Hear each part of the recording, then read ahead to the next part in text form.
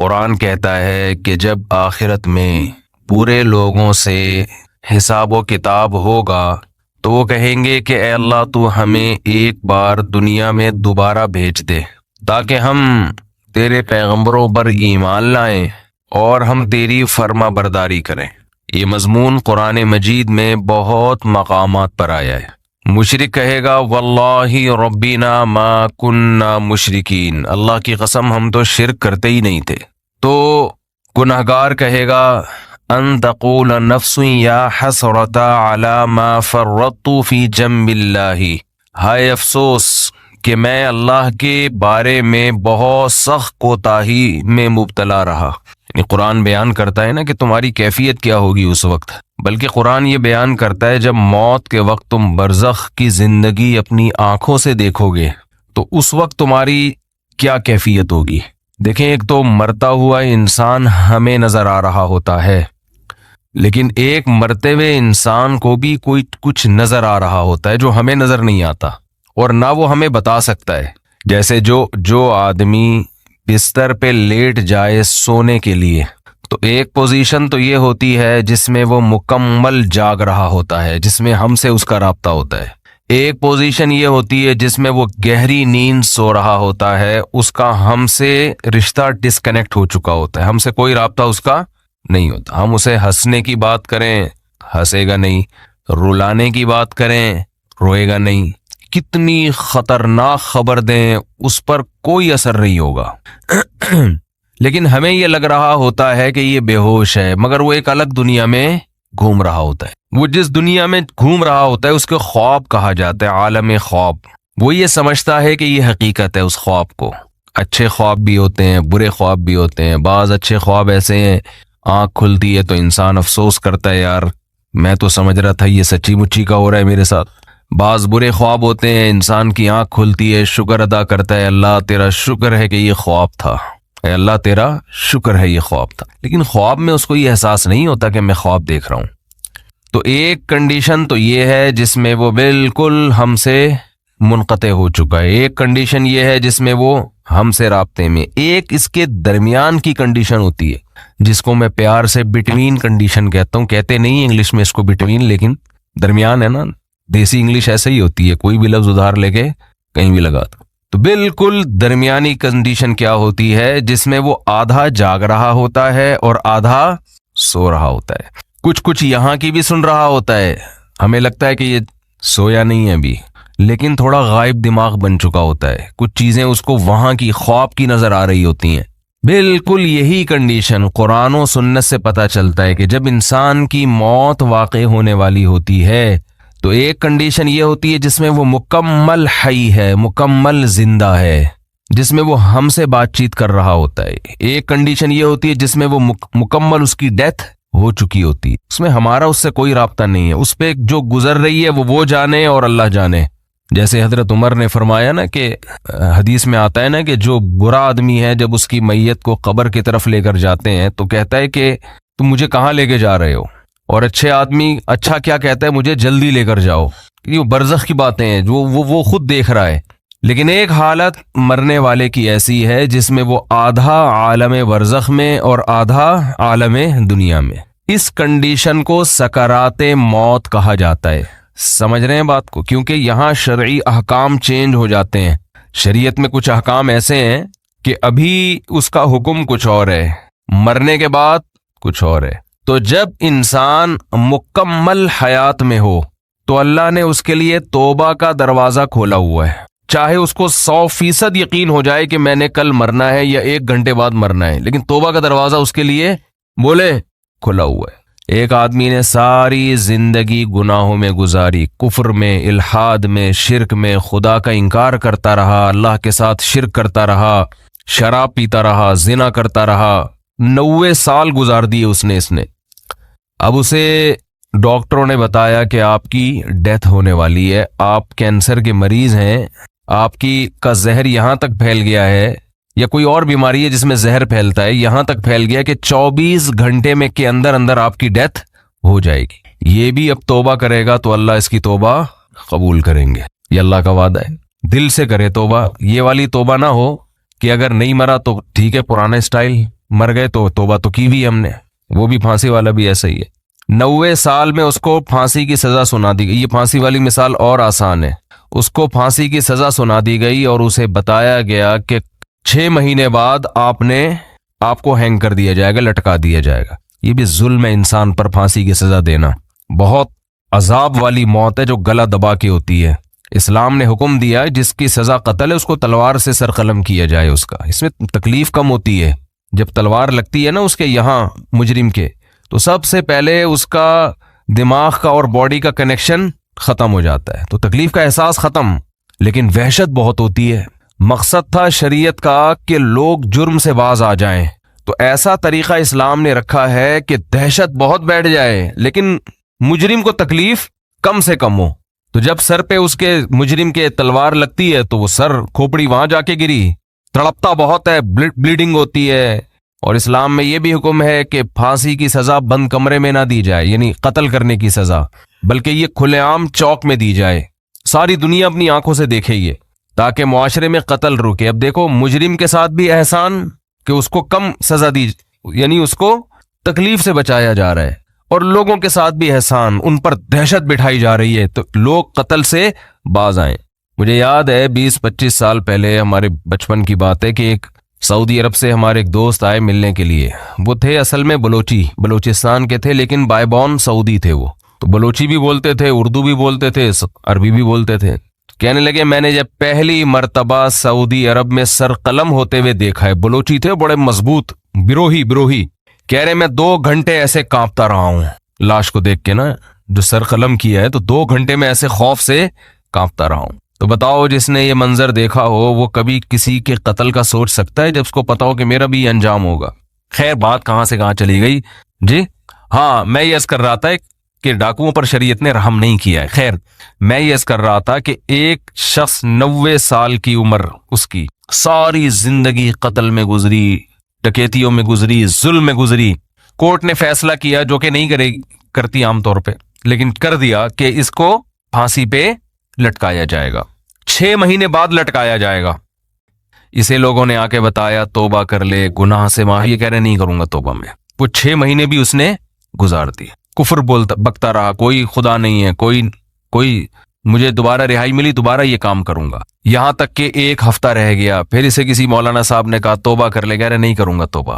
फिर 1 दिन रह गया, फिर 1 घंटा रह गया, फिर आखिर का 1 मिनट रह गया। इसे 6 महीने पहले भी यकीन था कि मुझे कत्ल किया जाएगा, लेकिन तौबा नहीं कर रही है, इस चांस पे कि शायद रिहाई हो जाए। बाज लोग जबान के बड़े पक्के होते हैं, चाहे वो काफिर ही क्यों ना हो। कहते हैं जैसे हम अंदर से वैसे ही हम बाहर से। जैसे नबी सल्लल्लाहु अलैहि वसल्लम के चचा अबू तालिब थे ना, मौत के वक्त कलमा नहीं पढ़ा। उन्होंने कहा नहीं, अब अगर मैं पढ़ूंगा लोग कहेंगे सारी जिंदगी जिस दीन पर कायम रहे मौत के डर से, तो मैं नहीं पढ़ूंगा कलमा। जैसा जो मैं हूं अंदर से वैसा ही मैं क्या हूं। उनकी एक राय थी कि मैं जैसा रहा हूं वैसा ही रहूंगा मैं। हमारे नबी को बहुत अफसोस हुआ, बहुत गम हुआ। अल्लाह ने फरमाया इन्नका ला तहदी मन अहबबता, ए मोहम्मद सल्लल्लाहु अलैहि वसल्लम जिससे आपको मोहब्बत है, हिदायत का इख्तियार आपके हाथ में नहीं है। ये नहीं कि आपको जिससे मोहब्बत है आप उसको हिदायत भी दे दें, ये नहीं हो सकता। हिदायत तो जो चाहेगा उसे मिलेगी, और ये अल्लाह के हाथ में है। हजरत बिलाल का नबी से कोई रिश्ता नहीं, गुलाम, रंग भी स्याह, कौम भी अलग, गुलाम, उनको हिदायत मिल गई। चाहत थी उनके दिल में, तलब थी। तो बाज ऐसे होते हैं कि वो इकरार नहीं करते, वो कहते हैं मौत के वक्त भी हम नहीं। हालांकि मौत के वक्त उनको ये होता है कि शायद इस्लाम ने जो कुछ कहा हो वो सच कहा हो, लेकिन वो कहते हैं नहीं, जिस पे हम जिंदगी में रहे उसी पे रहेंगे। तो ये जो 90 साला शख्स था जिसने सैकड़ों इंसानों को कत्ल किया, हजारों को कत्ल किया, खुदा से बगावत की, अल्लाह के वजूद का इनकार किया, इससे बड़ा मुजरिम दुनिया में कोई नहीं हो सकता था। इसे बताया गया 6 महीने बाद तुम्हें लटका दिया जाएगा। लोगों ने कहा तौबा कर ले, इसने कहा कि नहीं, क्योंकि इसको ये था कि शायद मैं रिहा हो गया, 1% चांस है, तो मैंने तो वो बदमाशियां दोबारा करनी है, फिर मैं किस मुंह से लोगों के पास जाऊंगा। लोग कहेंगे अच्छा पहले इस्लाम बातिल था अब इस्लाम सही हो गया। तो इसने डिले की, इसने कहा नहीं। यहां तक कि इसको लटकाने में 1 मिनट बाकी है, 1 मिनट। इसको यकीन हो गया मेरी जिंदगी सिर्फ कितनी देर की है, 1 मिनट की। अब रिहाई की तमाम अपीलें मुस्तरद हो चुकी हैं, लेकिन है पूरा जिंदा, अभी आलम बरज़ख को इसने अपनी आंखों से देखा नहीं। अब अगर ये तौबा कर ले بالکل پھانسی کے پھندے کی طرف جا رہا ہے, اس کو جلاد لے کے جا رہا ہے لٹکانے کے لیے, یہاں تک کہ اس ٹول پہ اس کو کھڑا کر دیا. این اس وقت بھی اگر یہ توبہ کرے گا تو اللہ کا وعدہ ہے اس کی توبہ اللہ قبول کرے گا. لیکن اس توبہ میں شرط یہ ہے کہ یہ دل میں ارادہ ہو کہ اگر بالفرض چھوٹ گیا میں, قدرت کی طرف سے کچھ بھی ہوگی, تو میں دوبارہ پرانی زندگی کی طرف نہیں لوٹوں گا. یہ دل کی حالت تو اللہ ہی جانتا ہے نا. یہ پکا عزم دل سے ہو اور زبان سے اقرار کرے کہ اللہ میں اسلام کو قبول کرتا ہوں, میں تیرے وجود کا قائل, تیری توحید کا قائل, تیرے پیغمبروں کا قائل, مجھے اگر رہائی مل گئی تو میں دوبارہ اس پرانی زندگی کی طرف نہیں آؤں گا. حالانکہ رہائی ملنے کا کوئی چانس نہیں ہے. قرآن سے, صحیح احادیث سے, متواتر احادیث سے اہل سنت والجماعت کا عقیدہ ہے کہ اس وقت ایک سیکنڈ کی توبہ اللہ اس کے تمام گناہوں کی دیوار کو گرا ڈالے گی. وجہ کیا ہے؟ اس نے ابھی تک آخرت دیکھی نہیں ہے. اللہ اس کو بخشنے کا بہانہ کیا تلاش کرے گا؟ ہو سکتا ہے فرشتے اعتراض کریں, اللہ اب تو موت کا یقین ہے اس کو, اس کی توبہ کس بات کی؟ اللہ کہیں گے موت کا تو یقین ہے, لیکن فرشتے اور آخرت اس نے اپنی آنکھوں سے غیب پر ایمان ہے, اور غیب پر ایمان اللہ قبول کرتا ہے. بہت سے لوگ اس کنڈیشن میں بھی توبہ نہیں کرتے, بلکہ زیادہ تر تو نہیں کرتے. بہت مشکل ہے بھائی بات سمجھانا کیسے کیا زیادہ تر لوگ اس کنڈیشن میں توبہ کرتے ہیں؟ بولو نہیں کرتے. جاؤ ہسپتالوں میں کینسر کے مریضوں کو جا کے دیکھ لو, جیسے تھے ویسے کے ویسے ہی ہیں. غیر مسلموں کو دیکھ لو, بسترے مرگ پہ تڑپ رہے ہوتے ہیں. جو بت پرست تھا وہ بت پرستی میں ہی مرتا ہے, وہ پھر بھی نہیں کرتا توبہ. تو یہ بھی بہت 1% خوش قسمت لوگ ہوتے ہیں جو عین اس وقت میں توبہ کر لیں, ورنہ توبہ ہوتی نہیں ہے. اس ٹائم پہ بھی نہیں کرتے لوگ توبہ, دل سیاہ ہو چکے ہوتے ہیں وہ. اب دیکھو آخری 1 منٹ رہ گیا ہے, اگر آج وہ دل سے توبہ کر لے, وہ پھانسی کے پھندے پہ لٹکنے والا 1 سیکنڈ پہلے, یہاں تک کہ اس کے گلے میں پھندا لا کے ڈال دیا گیا, ابھی صرف رسا کھینچنے کی دیر ہے, اس دوران بھی اگر وہ توبہ کرے گا, یہ 1 سیکنڈ اس کی کروڑوں سال کی زندگی کو, فیوچر کو چینج کر دے گا. کیوں؟ ابھی تک اس نے اپنی آنکھوں سے دیکھا نہیں ہے, ابھی تک دیکھا نہیں ہے اس نے اپنی آنکھوں سے, غیب پر ایمان ہے. تو یہ اللہ کا وعدہ ہے, ان اللہ یقبل توبۃ عبدہ ما لم یغرغر. بخاری مسلم کی حدیث, نبی صلی اللہ علیہ وسلم نے فرمایا اللہ اپنے بندے کی توبہ اس وقت تک قبول کرتا ہے جب تک اس کو غرغرہ نہیں آتا. غرغرہ کا مطلب سکرات موت میں مبتلا نہیں ہو جاتا وہ. ہاں, جب اس کو ہینگ کیا گیا اور اس کی روح نکلنا شروع ہوئی, اور پھر اس نے برزخ کی زندگی اپنی آنکھوں سے دیکھ لی, اس نے دیکھ لیا کہ قرآن جو کہتا تھا کہ برے لوگوں کی روح, برے فرشتے سے مراد وہ فرشتے جو اللہ نے سزا دینے کے لیے متعین, فرشتہ تو برا نہیں ہوتا, وہ فرشتے جو خوفناک فرشتے ہیں وہ برے لوگوں کی روح قبض کرتے ہیں. جب یہ فرشتے اپنی آنکھوں سے دیکھ لے گا, اس کے بعد قرآن کہتا ہے کہ اب توبہ تو دور کی بات, زمین اور آسمان کی دولت بھی اگر خرچ کر دے گا, وعدہ کرے گا اللہ مجھے مہلت دے دے, میں پوری زمین آسمان کی دولت خرچ کرنے کے لیے تیار ہوں. اللہ فرماتے ہیں ما تقبل منہم, اللہ کا قانون اٹل ہے, اللہ اس کی ایک آنسو کی پرواہ نہیں کرے گا. پوری دولت دے دے اللہ اس کی پرواہ نہیں کرے گا. آج ملحد لوگ, ایتھیس لوگ کہتے ہیں خدا نظر نہیں آتا, جنت نظر نہیں آتی, جہنم نظر نہیں آتی, دکھاؤ. او بھائی اگر دکھا دی تو پھر آپ میں اور مومن میں فرق ختم ہو جائے گا. دیکھی ہوئی چیزوں پر تو سب ایمان لے کر آتے ہیں. قرآن کہتے ہیں غور و فکر کر کے ایمان لے کر آؤ. آپ کی خواہشات آپ کو صحیح سمت میں غور کرنے نہیں دیتی. ابھی ایک ملحد نے میرے خلاف کلپ بنایا ہے, میں نے مثال دی تھی ایک یونیورسٹی کے پروفیسر کی. جلدی سے بات کو سمیٹتا ہوں, کیا کروں یار. ایک ملحد نے کلپ بنایا, میں نے ایک مثال دی تھی یونیورسٹی کے پروفیسر کی. خوب اچھی طرح کھوپڑی میں بیٹھائیں اس مثال کو. یہ لوگ نا باتوں کو گھماتے بہت ہیں, کبھی سیدھی بات نہیں کرتے. مجھ سے ایک طالب علم ملا, اسٹوڈنٹ ملا یونیورسٹی کا, اس نے کہا ہمارے ایک پروفیسر نے کہا کہ دیکھو گاڑی کے ایکسیلریٹر پہ ہم پاؤں رکھتے ہیں تو گاڑی موو کرتی ہے, بریک پہ پاؤں رکھتے ہیں تو گاڑی رکتی ہے. تو خدا کہاں ہے؟ یعنی ہر کام کرنے سے ہو رہا ہے نا. خدا تو جب ہوتا جب ایکسیلریٹر پہ پاؤں رکھو اور وہ روک دے گاڑی کو, بریک پہ پاؤں رکھو اور وہ چلا دے. تو یہ ہر کام کی ایک لاجک ہے. تو ہر کام کے پیچھے ایک سائنس ہے, ایک لاجک ہے. خدا نہیں ہے معاذ اللہ. میں نے کہا یہ مثال ہی خدا کے وجود کی سب سے بڑی دلیل ہے. گاڑی کے ایکسیلریٹر پہ جب تک پاؤں نہ رکھیں وہ چلے گی خود سے؟ بولو. جب تک کوئی بریک لگانے والا نہ ہو اس وقت تک رکے گی وہ. جو گاڑی ایک حالت سے, ایک کنڈیشن, اپنی ایک کنڈیشن کو چینج نہیں کر سکتی کسی چینجر کے بغیر, وہ گاڑی وجود میں آ سکتی ہے کسی خالق کے بغیر؟ بولو نا. تو وہ گاڑی یقیناً کسی نے بنائی ہے. تو ایک چھوٹی سی گاڑی خود سے نہیں بن سکتی. آپ کہہ رہے ہیں پوری کائنات ایک دھماکے سے خود سے وجود میں آ گئی ہے, اور انسان اور وسیم بھائی اور غفور بھائی سبکتگین صاحب اور یہ خواتین اور مرد اور گائے بھینسیں اور زمین سورج کے گرد اور جو ہے وہ چاند زمین کے گرد, پورا ایک اتنا بڑا نظام, بارشوں کا نظام, صحراؤں کا نظام, یہ سارا سیٹ اپ, ایک بے جان تصویر خود سے وجود میں نہیں آ سکتی کروڑوں سال میں. اور ایک چلتی پھرتی تصویر جو دیکھتی ہو, ناک سے سونگتی ہو, کانوں سے سنتی ہو. کوئی کہے نا کہ یہ آنکھ ناک کان تصویر پینٹنگ کر کے خود وجود میں آ گئی ہے, کوئی مان لے گا؟ خربوں سال میں بھی نہیں ہو سکتا. لیکن ایک ایسی آنکھ وجود میں آ گئی جس میں دیکھنے کی صلاحیت, ایک ایسی ناک وجود میں آ گئی جس میں سونگنے کی صلاحیت. یہ اور میرا اعتراض تھا, اس ملحد نے اس اعتراض کا جواب نہیں دیا. اس نے جواب کیا دیا ہے؟ اس نے کہا گاڑی کی مثال یہاں فٹ نہیں آتی, کیونکہ گاڑی بنی ہوئی چیز ہے, اس میں ایوولوشن نہیں ہوتا, اور اس کائنات ایوالو ہو کے یہاں تک پہنچی ہے. نہیں آئی بات سمجھ میں؟ کہہ رہے گاڑی جو ہے نا وہ ایوالو تھوڑی ہوئی ہے یہاں تک, گاڑی تو کسی نے بنائی ہے, تو گاڑی پہ فٹ نہیں ہو سکتی. سوال تربوز کے متعلق تھا, جواب میں کیا پیش کیا جا رہا ہے؟ خربوزہ. آپ سے سوال پوچھا امتحان میں, محمد بن قاسم نے ہندوستان پہ 17 کیا کیے؟ آپ نے کہا محمد بن قاسم ناشتے میں پراٹھا کھاتا تھا. اگلا بولے گا بھائی تم سے پوچھا کیا جا رہا ہے, وہ سوری محمود غزنوی نے, محمد بن قاسم نے نہیں, وہ صبح ناشتے میں کیا کھاتا تھا. تو یہ جواب تھوڑی ہوگا. سوال دوبارہ دہرا دیتا ہوں میں, ایک معمولی سی چیز ایوولوشن کے ذریعے کار کی شکل اختیار نہیں کر سکتی. اتنی مینجمنٹ کہ ایکسیلیٹر کی جگہ ایکسیلیٹر ہو, بریک کی جگہ بریک ہو, اسٹیئرنگ کی جگہ ایسی بہترین مینجمنٹ.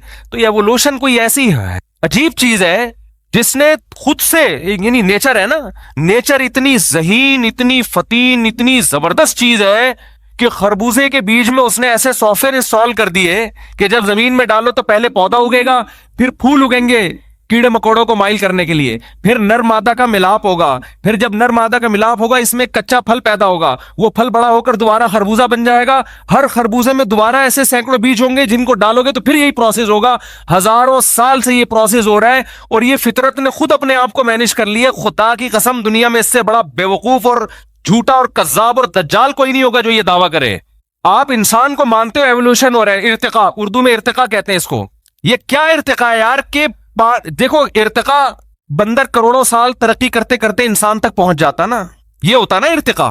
یہاں کیا ہو رہا ہے, 9 مہینے میں کیا ارتقاء ہو رہا ہے؟ ایک پانی کا قطرہ ماں کے رحم میں جاتا ہے بھائی, اور 9 مہینے میں ماں روٹی کھا رہی ہے, 9 مہینے کے اندر اس میں آنکھ ناک کان دل دماغ جگر گردے پھیپڑے ہر چیز بن کے اپنی جگہ فٹ ہو کے, اور ایسی مینجمنٹ ہے خاندانی. ادھر بچہ ماں کے پیٹ سے باہر آیا, فوراً ماں کی چھاتیوں میں دودھ پیدا ہوا, پانی میل کا ہے اور بچہ فیمیل کے بطن سے پیدا ہو رہا ہے, ان دونوں کے ملاپ سے. اور ان دونوں کا ملاپ بچہ پیدا کرنے کے لیے نہیں تھا, اپنی خواہش پوری کرنے کے لیے, سیکس کے لیے تھا. اس سیکس کے نتیجے میں انسان وجود میں آ رہا ہے. ان دونوں میں بھی آپس میں کوئی ربط نہیں ہے. جانور جب میل فیمیل آپس میں ملتے ہیں ان کے دماغ میں بھی نہیں ہوتا کہ ہم نے نسل بڑھانی ہے, وہ اپنی خواہش پوری کرنے کے لیے ملتے ہیں. لیکن فطرت نے ایسی زبردست مینجمنٹ کی ہوئی ہے, ان کی خواہش پوری کرنے کے جذبے کو ان کی بریڈنگ کا ذریعہ بنا دیا.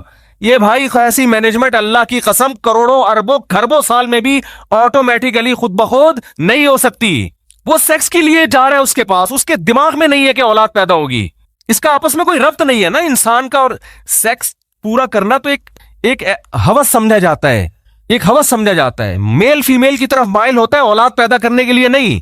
لیکن قدرت نے چونکہ نسل بڑھانی ہے تو قدرت نے کہا یہ نسل ان کے کنٹرول میں نہ رکھو, ان کے اندر ایسی خواہش پیدا کر دو میل فیمیل کے اندر, یہ اپنی خواہش کے لیے ملاپ کرے. اور فطرت اس ملاپ سے ایک نیا کام لے رہی ہے, انسانوں کی نسل بڑھانا, جانوروں کی نسل بڑھانا. حالانکہ ان دونوں, دیکھو مولانا شلوی تھانوی رحمۃ اللہ علیہ ایک بڑی پیاری مثال دیا کرتے تھے, کوئی مرد اور عورت جنگل میں پیدا ہوں, یعنی کوئی بچے ہوں, ان کو جنگل میں چھوڑ کے چلے جائیں آپ, ان کو نہیں پتا ہوگا نا کہ ہم دنیا میں کیسے آئے. وہ غور کرتے رہیں گے سائنسدانوں کی طرح نا بیٹھ کے, انہیں کوئی بتائے کہ تم ایسے وجود میں آئے کہ مرد اور عورت کا ملاپ ہوا, اس میں پانی کا ایک گندا قطرہ, اور وہ قطرہ دکھا دیا جائے کہ یہ ہے, اس میں ایسے صلاحیتیں ہیں کہ یہ جب ایک خاص پروسیس کے تحت ماں کے رحم میں گزرے گا تو اس میں آنکھ ناک کان دل دماغ جگر تم جیسا انسان پیدا ہو جائے گا. مولانا تھانوی فرمایا کرتے تھے وہ 100 دفعہ آپ قرآن پہ ہاتھ رکھ کے قسمیں اٹھا لیں, وہ اس بات کا یقین نہیں کرے. وہ کہہ رہے ہو ہی نہیں سکتا, وہ فرضی مفروضے گڑے گا, وہ کہے گا یہ نہیں ہو سکتا. جب تک وہ اپنی آنکھوں سے دیکھ نہ لے, دیکھے گا تو کہے گا کہ واقعی یہ ہوا ہے. ہم تو دیکھ رہے ہیں اپنی آنکھوں سے, اس لیے مانتے ہیں. تو کیوں خدا کے دشمن بنے ہوئے ہو بھائی؟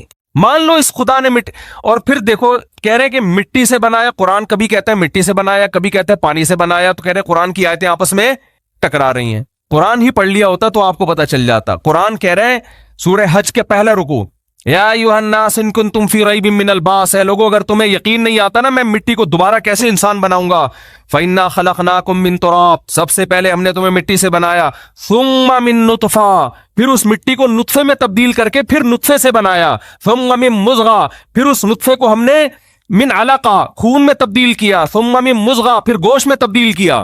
تو قرآن کہیں کہتا ہے خون سے بنایا، قرآن کہیں کہتا ہے گوشت کے لوتھڑے سے بنایا، قرآن کہیں کہتا ہے مٹی سے بنایا۔ قرآن ان تمام اعتراضات کا ایک آیت میں جواب دے دیتا ہے کہ یہ ترتیب وار بنائے ہم نے، لیکن قرآن اصل میں جو بتانا چاہ رہا ہے، ملحد وہاں سے ایسے نظریں چرا کے بھاگتے ہیں اور ایسے نابینا بن جاتے ہیں جیسے کبوتر بلی کو دیکھ کے آنکھیں بند کر لیتا ہے۔ قرآن کہہ رہا ہے یہ سارے پروسیس ایوولوشن کا نتیجہ نہیں ہو سکتے، اتنا زبردست فطرت اپنے آپ کو مینٹین نہیں کر سکتی کہ پہلے مٹی سے منی کا قطرہ بن رہا ہے، پھر اس منی ماں کے رحم میں جا رہی ہے، وہ گوشت میں، وہ خون میں تبدیل، پھر خون گوشت میں تبدیل، پھر گوشت، اور یہ ساری ایسے کوئی ایسا نہیں کہ لوتھڑا باہر آ جائے۔ جب تک ماں کے پیٹ میں خوبصورت انسان تیار نہیں ہو جاتا، انتہائی بدبودار ہوتا ہے، جب تک وہ تیار نہیں ہوتا انتہائی خوبصورت بن کے باہر نکلتا ہے، اور ادھر نکلتے ہی ماں کی چھاتیوں کے اندر خدا دودھ پیدا کر دیتا ہے۔ اے لوگوں اگر تمہیں شک ہے خدا تمہیں مٹی میں جانے کے بعد دوبارہ کیسے زندہ کرے گا، اللہ فرماتے ہیں اپنے ماضی کی طرف دیکھو، جو اس طرح سے 9 مہینے کے اندر اتنے پروسیس سے گزار کے انسان بنا سکتا ہے ایک پانی کو، وہ اس مٹی میں جان ڈال کے تمہیں دوبارہ بھی انسان بنا سکتا ہے۔ تو سوال میرا کیا تھا اور جواب گھما دی، اور نیچے لوگوں کے کمنٹس ہیں، ہاتھ تان کے رکھو ان مولویوں کو، کھینچ کے رکھو، اس طرح کی نا کمنٹس ہوتے ہیں لوگوں کے کہ یہ لوگوں کو مذہب کے نام پہ الو بنا رہے ہیں۔ مذہب نے جتنا مولویوں کو جکڑا ہے نا اتنا آپ لوگوں کو نہیں جکڑا۔ تھوڑی دیر کے لیے اللہ نہ کرے، اللہ نہ کرے ہم تصور کر لیں مذہب کی چادر اتار کے پھینک دیں ہم، تو ہمارے لیے بھی عیاشی کے دروازے کھلے ہوئے ہیں جیسے آپ کے لیے کھلے ہوئے ہیں۔ عیاشی عیاشی پھر تو جو چاہے کرو بھائی۔ لوگ یہ تانا دیتے ہیں کہ ان مولویوں کی عزت مذہب کی وجہ سے ہو رہی ہے، اس لیے یہ مذہب کی طرف لوگوں کو لاتے ہیں۔ مذہب سے ہٹیں گے ظاہر ہے جو لوگ ہاتھ پاؤں چوم رہے ہیں، عزت دے رہے ہیں، وہ ختم ہو جائے گی نا۔ ہدیے ملتے ہیں لوگوں کی طرف سے، نذرانے ملتے ہیں، ان دعویٰ ہے یہ، فرض کر لو ہدیے نذرانے بھی مل رہے ہیں، آپ بھی اپنے بچوں کو پھر مولوی بنا دو نا۔ ہمارے سابق صدر کو چاہیے کہ وہ اپنے بچے کو مدرسے میں داخل کر دیں، اس میں عیاشی کیا ہے؟ بولتے کیوں نہیں؟ اس میں زیادہ عیاشی ہونی چاہیے نا۔ پھر وہی مثال ہے، لوگ مجھے کہتے ہیں 4 شادیوں میں عیاشی، میں کہتا ہوں پھر کروا لو، ہمارے سابق صدر سے بولو آپ کر لو 4 شادیاں۔ عیاشی کا تو کس کو شوق نہیں ہوتا؟ دنیا کے ہر عیاش آدمی کو چاہیے 4 کر لے، وہ کہتا ہے نہیں، نا نا نا نا نا، اس میں عیاشی بولتے کیوں نہیں ہے۔ تو آپ ایسی عیاشی کا لیبل ہماری طرف لگا رہے ہو جو عیاشی آپ خود کرنے کے لیے تیار نہیں ہو۔ آپ کہہ رہے ہو نا کہ نبی صلی اللہ علیہ وسلم نقل کفر نباشت، 9 بیویاں رکھ کے معاذ اللہ نقل کفر عیاشی کی ہے، تو آپ 4 رکھ کے عیاشی کر لو۔ آپ تو بیوی بنانے کے لیے تیار نہیں ہوتے، آپ گرل فرینڈ پہ گزارا کرتے ہو، کیونکہ آپ کو پتا ہے کہ اسلام نے جب 4 کی اجازت دی ہے تو مرد کے ذمے اتنے خرچے ڈال دیے ہیں کہ مرد یہ کہتا ہے میں اس پوری ڈیٹیل کے ساتھ، اس نان نفقہ اٹھانے کے ساتھ میں 4 کرنے کا ارادہ نہیں کرتا، وہ نہیں اس عیاشی پہ آتا۔ اکثر یہ کام مذہبی لوگ کرتے ہیں، عیاش لوگ، شراب کباب والے یہ کام نہیں کرتے۔ اور رہا مسئلہ کہ علماء کی گاڑیوں کو دیکھتے ہیں لوگ، لینڈ کروزر میں گھوم رہے ہیں، علماء کے ماضی کو دیکھو۔ ہم جب مدرسے میں گئے نا، پہلا سال تھا ہمارا، تو عربی کی ایک کتاب ہم پڑھ رہے تھے، اس میں ایک بڑی زبردست بات لکھی۔ ہم بڑے علماء کو دیکھتے تھے، بڑی گاڑیاں، اور ہم اپنی حالت دیکھتے تھے ہمارا، تو ہم نے کہا یار ہم تو پتہ نہیں فیوچر کچھ کھانے کو ملے گا کہ بھی نہیں ملے گا، کیونکہ سارے علماء کے ساتھ ایسا تھوڑی ہوتا ہے۔ تو ہمارے استاذ نے بتایا کہ جو علماء کے فیوچر کو دیکھ کے زندگی گزارے گا نا وہ ناکام ہوگا۔ وہ کیا ہوگا؟ ان علماء کا، یعنی وہ گمراہ ہو جائے گا۔ ان علماء کا ماضی دیکھا کرو کہ انہوں نے ماضی کیسے گزارا ہے، تو جاؤ مدرسوں میں جا کے دیکھ لو، آپ بھی دیکھ لو، ہم آپ کو دکھا دیں گے کیسا ہوتا ہے۔ وہاں وہ سہولتیں نہیں ہوتی عام طور پہ جو یونیورسٹیوں میں ہے، وہاں وہ کیریئر نہیں ہوتا فیوچر کا جو آپ کا بچہ، یقین نہ آئے نا، آپ کی بیٹی کے لیے، آپ کے بیٹے کے لیے کوئی رشتہ آئے، آپ بتاؤ کہ ہمارا بیٹا مدرسے میں پڑھ رہا ہے، آئی بات سمجھ میں؟ 100 رشتے آئیں گے، 1% چانس ہوگا کوئی ہاں کر دے، 100 میں سے 1% چانس۔ جب آپ نے بتایا نا ہمارا بیٹا کیا کرتا ہے، بولو مدرسے کے دوسرے سال میں، ابھی 6 سال اس کے باقی ہیں، یہ 4 سال باقی ہیں، یہ آخری سال ہے، دور حدیث کر رہا ہے، پتلی گلی سے نکلیں گے وہ، اور اسی شکل کا، اسی قد کاٹ کا آپ کا دوسرا بیٹا ہے جو میڈیکل کالج میں پڑھ رہا ہے، جو کمیشن آفیسر بن رہا ہے، یعنی آرمی جوائن کر رہا ہے۔ 100 میں سے 99 ہاں کریں گے، ایک بے وقوف ہوگا، لڑکی کا ابا وہ کہے گا مجھے ایسی جگہ میں نے ڈاکٹر سے نہیں کرنی. تو کیریئر تو ادھر ہے میرے بھائی. یہ تو کوئی ایک آدھ مولوی ہوتا ہے بیچارہ جو, ورنہ اکثر تو ہمارے مدرسوں میں جا کے دیکھو, ہم سے زیادہ صلاحیت والے, ہم سے زیادہ علمی استعداد والے 15 20 ہزار تنخواہیں لے کے سارا دن محنت کر رہے ہیں, بچوں کو پڑھا رہے ہیں. زیادہ 99% تو ابھی بھی وہی ہیں. انہیں تو لوگ جانتے نہیں, ان کو ہدیہ نذرانے کہاں سے دیں گے؟ تو آپ کہہ سکتے ہیں مجھ سے پھر آپ کیوں نہیں وہاں بیٹھے ہوئے؟ بھائی ہم اس لیے کہ عوام میں ہم نے بیانات شروع کر دیے تو عوام میں ہم مشہور ہو گئے, ورنہ ہمیں تو نہیں تھا کہ ہم مجھے یاد ہے جب میں مدرسے میں پڑھ رہا تھا تو ہمیں بتایا گیا تھا ملا کی دوڑ مسجد سے گھر تک, اس کے علاوہ کوئی لفٹ. ہمارے حضرت نے باقاعدہ عدم لفٹ پر بیان کیا ہے کہ یہ دماغ سے نکال دو کہ تم لوگوں کو عزت ملے گی, پیسہ ملے گا. حضرت کا پہلا بیان ہی یہی تھا, سمجھ رہے ہو, جب ہم مدرسے میں گئے, یہ نکال دو. اور 99 کے ساتھ یہی ہوتا ہے.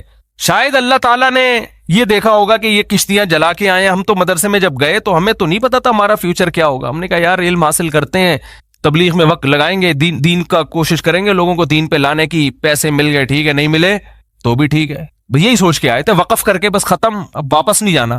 کسی کو مل جاتے ہیں, کسی کو نہیں ملتے. کسی کا کاروبار چمک جاتا ہے, کسی کو عزت زیادہ مل جاتی ہے, اکثر کو نہیں ملتی. اکثر ہمارے مدرسوں میں جو اساتذہ اور علماء کرام ہیں 99% غریب ہیں, حالانکہ علمی استعداد ان کی بہت زیادہ اور کام دین کا بہت کر رہے ہیں. سمجھ میں آ رہی ہے بات کہ نہیں آ رہی ہے؟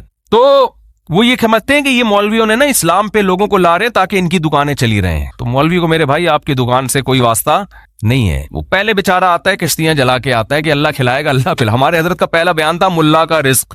حضرت فرماتے رزق کی فکر چھوڑ کے دین کے کام میں لگ جاؤ, رزق ٹکرے مارتا ہوا آئے گا, رزق ٹکرے مارتا ہوا آئے گا. اب ایسا ہی ہو رہا ہے کہ لوگ کھلا کے بھاگ رہے ہیں, ہم بکرے ہمارے پیچھے بھاگ رہے ہیں, اللہ نظر بس سے بچائے. اب ہم آگے بھاگ رہے ہوتے ہیں, دمبے ہمارے پیچھے, کھا لے. ہم کہ نہیں کھاؤں گا یار, مروں گا یار, اور بھی دنیا میں کام ہے, اور بھی دنیا میں غم ہے. ابھی ہم تھر گئے, اللہ وہاں کے جو ہمارے میزبان تھے اللہ جزائے خیر دے, ہم جب وہاں پہنچے تو انہوں نے دسترخوان لگایا. میرے ساتھ جو ساتھی گیا تھا اس نے کہا تھر بیان میں آئے گا. میں نے کہا آج تھر کا کوئی تعلق ہی نہیں آج کے ٹاپک سے, لیکن آ گیا نا بیان میں. میں تھر سے آیا ہوں نا, کل ریگستان نہیں ہے تھر, وہاں گیا تو ہمارے ایک دوست نے کہا مفتی صاحب جمعے کے بیان میں دیکھنا تھر پہ رپورٹ آئے گی. میں نے کہا نہیں آئے گی, میرا ٹاپک ہی جمعے کا یہ نہیں ہے. اب آ گئی واقعی, اس کو صحیح کہا. تو ہم وہاں بیٹھے ہو دسترخوان پہ, مولویوں کو دیکھو اللہ کیسے رزق کھلاتا, بٹیر ماشاءاللہ, اور اللہ بھلا کرے ہرن, اور یاد ہی نہیں آ رہی چیزیں دیکھو کیسے وہ کہیں گے یار دیکھو کھا کے کیسے بھولے ہیں. خرگوش ٹھیک ہے نا, تیتر, بٹیر نہیں تھا تیتر تھا, مور. ایسا نہ وہ والے پہنچ جائیں گورنمنٹ کے لوگ, تیرے وہ سارا کام ان کا لیگل ہوتا ہے, لیگل کوئی کام نہیں کرتے, لائسنس ہے ان لوگوں کے پاس. تو ایسی چیزوں کے گوشت جو کبھی خواب میں دیکھے بھی نہیں, کھا نہیں سکتا انسان, ایک چیز کھائے گا بھائی. تو پھر کہہ رہے ہیں حضرت یہ بھی تھوڑا. میں نے کہا یار انسان ہے, ہم خود ہرن تھوڑی ہیں کہ پورا جنگل کھا جائیں. تو عرض یہ کرنا ہے کہ آپ علماء کے نا فیوچر کو دیکھ کے لوگ بہت متاثر ہوتے ہیں. تو ایسا نہیں ہے, ان کی بڑی, میں اپنے بارے میں نہیں کہہ رہا, لیکن علماء کی مدرسوں میں بڑی قربانیاں ہوتی ہیں, خاص طور پہ شہری لوگوں کی. ہم نے جو کالج میں ماحول گزارا نا, جب ہم مدرسے آئے ہیں تو ایسا لگتا تھا کہ جیل کی کوٹری. اس لیے نہیں کہ کوئی ظلم ہو رہا تھا وہاں پہ خدا نہ خواستہ, اس لیے کہ پڑھائی تھی وہاں, وہ لائف کو انجوائے کرنے کی اجازت نہیں تھی کہ پہلے گلے کالج پہنچتے راستے میں کوئی خربوزے والا کوئی تربوز والا نہیں چھوڑتے تھے. ہم سب کچھ کھاتے پیتے, پھر آخر میں گنے کے رس پینے کے بعد 2 گھنٹہ لیٹ پہنچے کالج میں. پھر وہاں جناب ہو رہا ہے, پھر جس دن موڈ ہوا کہ یار آج مزہ نہیں آ رہا کلاس میں, نکلو یار, تو نکل گئے جوڑیا بازار تقریب میں, ایس ایم سائنس کالج کے جوڑیا بازار نکل لیا. سارے ہی ایسے کر رہے ہوتے ہیں, کوئی ہم اکیلے نہیں ہیں. جس دن موڈ اچھا ہے پڑھ لیا بیٹھ کے, موڈ اچھا نہیں ہے تو پھر میں تو کم از کم نقل نہیں کرتا تھا, ورنہ ہمارے جتنے ماشاءاللہ اسٹوڈنٹ تھے طبیعت سے پھرے لے کے جاتے تھے ایگزامینیشن ہال میں, ان کو پڑھنے کی ضرورت ہی نہیں ہے. ایک لڑکا کل مجھے ملا, فیل ہو گیا. میں نے کہا فیل ہونے کا آپ کے پاس آپشن ہی نہیں تھا, آپ نے انٹر کیا, آپ تو پھرے لے کر, پوری کلاس پھرے لے کر جا رہی ہے.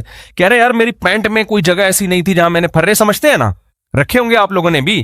کہہ رہے کوئی پینٹ میں جگہ ایسی نہیں, کوئی قمیض ایسی نہیں, کوئی کرتا. کراچی کی ماشاءاللہ حکومتی سطح پہ یہ کام ہو رہا ہے الحمدللہ.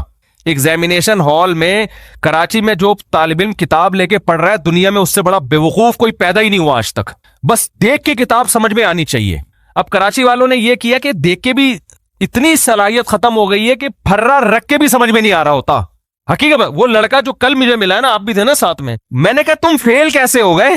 کہہ رہے کتابیں لے کے بھی گیا میں امتحان گاہ میں, پھرے بھی تھے, سب کچھ تھا. ٹیچر نے باہر نکل کے بیٹھ گیا, ٹیچر نے کہا بھائی شور نہیں مچانا, جس نے جو کرنا ہے کر لے, یہاں بیٹھ کے پیپر حل کرے, شور نہیں, آواز نہیں آنی چاہیے. اتنے الحمدللہ ابھی آداب ہیں. کہ شور نہیں ہونا چاہیے, چپ کر کے نقل بھی کرنی ہے, چپ کر, شور نہیں آئے. کہہ رہے وہ کرسی باہر ڈال کے بیٹھ گئے ایگزامینر, تو کہہ رہے ہم نے دبا گیا, چھاپ رہے پھر بھی فیل ہو گیا. اتنا بھی نہیں پتا کہ یہ سوال آپ سے محمد بن قاسم کے بارے میں پوچھا ہے کہ وہ سندھ میں کم داخل ہوا, پھرے میں لکھا ہے محمد بن قاسم صبح چائے پیتے تھے. یعنی اتنی صلاحیت بھی نہیں ہے کہ یار جو سوال پوچھا جا رہا ہے یہ پھرا اسی کا ہے یا کسی اور چیز کا ہے, بس جو نکالا شاید یہی اس کا جواب ہے, وہی چھاپ کے آ گئے. یہ کام تو ملحد نے نہیں کیا یار. تو یہ ہے اٹ از کالڈ کراچی, یہاں سے سائنسدان پیدا ہوں گے عظیم. بس ختم کر رہا ہوں میں. یہاں سے کون پیدا ہوگا؟ یہ مولویوں کا قصور نہیں ہے. آج ہر ملبہ مولویوں پہ گرایا جا رہا ہے. مذہب ہے جو سائنسی ترقی میں رکاوٹ بن رہا ہے. میں مذہبی گھرانے کا تھا الحمدللہ, اس لیے میں نقل نہیں کرتا تھا. مجھے ٹیچروں نے کتابیں, جب میں سیکنڈ ایئر میں تھا ٹیچر نے خود کتاب لا کے دی, بولا 50 روپے دے دو. میں نے کہا 1 روپیہ بھی نہیں دوں گا اور یہ لے کے جاؤ یہاں سے, اس لیے کہ میرے والد نے منع کیا ہوا تھا, بیٹا گناہ ملتا ہے, قیامت کے دن سزا ملتی ہے. اور اگر میں نقل کرتا تو مذہب کو چھوڑ کے کرتا میں. تو یہ جو آپ کے ملک میں ترقی نہیں ہو رہی, یہ مذہب کا اس سے تعلق نہیں ہے, یہ آپ کے اپنا یہ لبرل لوگ ہیں جو یہ برباد کیا ہوا انہوں نے ہمارا معاشرہ. اور ہر وہ چیز بھی کہہ رہے ہیں, دیکھو پاکستان ایک اسلامک کنٹری ہے لیکن اس میں کرپشن دیکھو کتنی ہے.